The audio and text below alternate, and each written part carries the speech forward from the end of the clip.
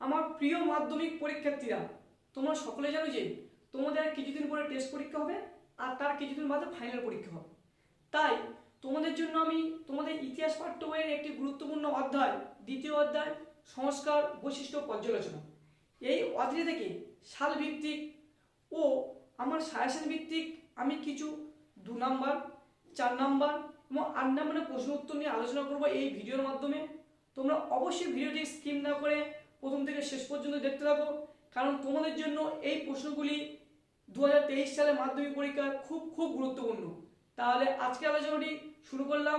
আলোচনাটি শুরু করার আগে তোমাদের সকলের উদ্দেশ্যে আমি একটি কথা বলি, তোমরা যদি ইতিহাস, ভূগোল এবং বাংলা বিষয় থেকে সাজেশন পেতে চাও তাহলে এই চ্যানেল প্লেলিস্টে গিয়ে তোমরা প্রত্যেকটি প্লেলিস্ট থেকে সাজেশনগুলি পেয়ে যাবে। তাহলে তোমরা শীঘ্রই ওই ভিডিওগুলো দেখে নাও। তাহলে আজকে আলোচনাটি শুরু করলাম।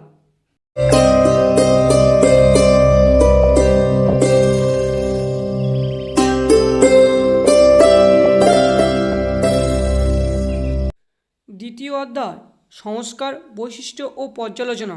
প্রশ্নমান 2। 1 নম্বর প্রশ্নটি হলো, স্বামী বিবেকানন্দের বেদান্তবাদ কেন নব্য?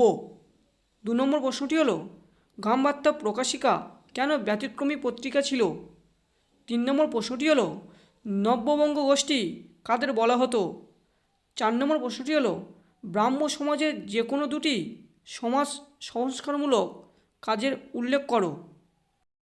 5 নম্বর প্রশ্নটি হলো, ভারতবর্ষীয় ব্রাহ্ম সমাজ বিভক্ত হলো কেন?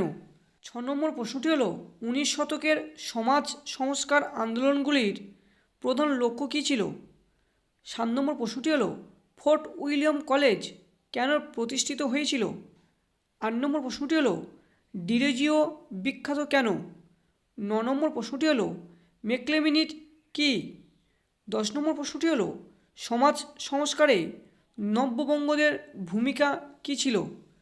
11 নম্বর প্রশ্নটি হলো, বীরেশলিঙ্গম পান্তুলু স্মরণীয় কেন? 12 নম্বর প্রশ্নটি হলো, সংবাদপত্র ও সাময়িক পত্রের মধ্যে পার্থক্য কী? 13 নম্বর প্রশ্নটি হলো, শ্রীরামপুর ত্রয়ী কাদের বলা হতো? 14 নম্বর প্রশ্নটি হলো, 3 আইন কী? 15 নম্বর প্রশ্নটি হলো, হিন্দু প্যাট্রিয়ট পত্রিকা প্রকাশের উদ্দেশ্য কী ছিল? 16 নম্বর প্রশ্নটি হলো, হরিনাথকে কাঙাল হরিনাথ বলা হয় কেন?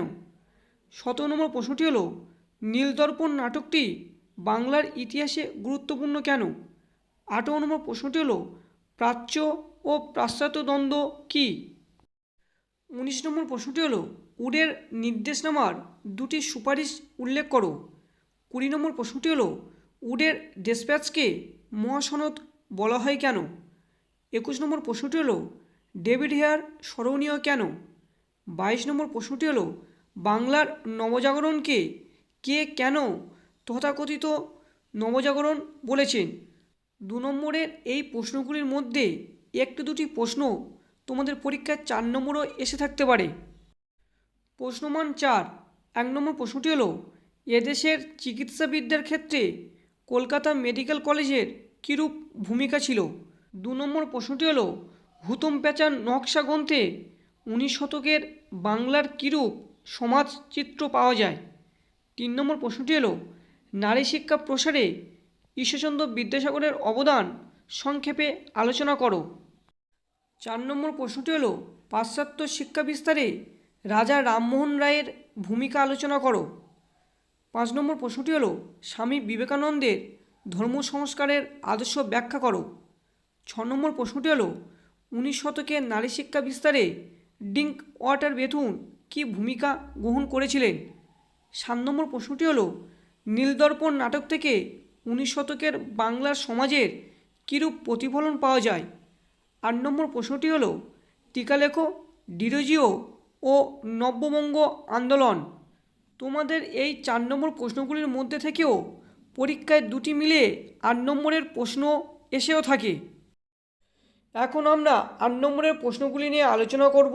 1 নম্বর প্রশ্নটি হলো, 19 শতকে বাংলার নবজাগরণের প্রকৃতি বা চরিত্র আলোচনা করো। অথবা দিয়ে এই প্রশ্নটি ঘুরিয়ে আসতে পারে যে, বাংলার নবজাগরণের বৈশিষ্ট্যগুলি আলোচনা করো। 2 নম্বর প্রশ্নটি হলো, 19 শতকের বাংলায় সমাজ সংস্কার আন্দোলনে ব্রাহ্ম সমাজগুলির কীরূপ ভূমিকা ছিল? এর পার্ট কোশ্চেনটি হলো ব্রাহ্ম সমাজ কেন বিভক্ত হয়েছিল বা ব্রাহ্ম সমাজ বিভক্তের কারণগুলি আলোচনা করো। আরেকটি প্রশ্ন তোমরা দেখে রাখতে পারো যে 19 শতকে পাশ্চাত্য শিক্ষা বিস্তারে খ্রিস্টান মিশনারিদের ভূমিকা আলোচনা করো। আর ভিডিওটি যদি তোমার একটু উপকার লেগে থাকে তাহলে অবশ্যই ভিডিওটি লাইক করো, কমেন্ট করে জানাও ভিডিওটি তোমার কেমন লাগলো। আমার চ্যানেল নতুন হলে চ্যানেলটিকে অবশ্যই সাবস্ক্রাইব করে পাশে বেল আইকনে অল নোটিফিকেশনটি সিলেক্ট করে নাও পরবর্তী ভিডিওর নোটিফিকেশন পাওয়ার জন্য। আর এই ভিডিওটিকে তোমার ফ্রেন্ডসদের কাছে অবশ্যই শেয়ার করে তাদেরও পড়ার সুযোগ করে দাও। তাহলে আজকের আলোচনাটি এই পর্যন্ত শেষ করলাম, পরবর্তী আরও গুরুত্বপূর্ণ আলোচনা নিয়ে উপস্থিত হবো আমি।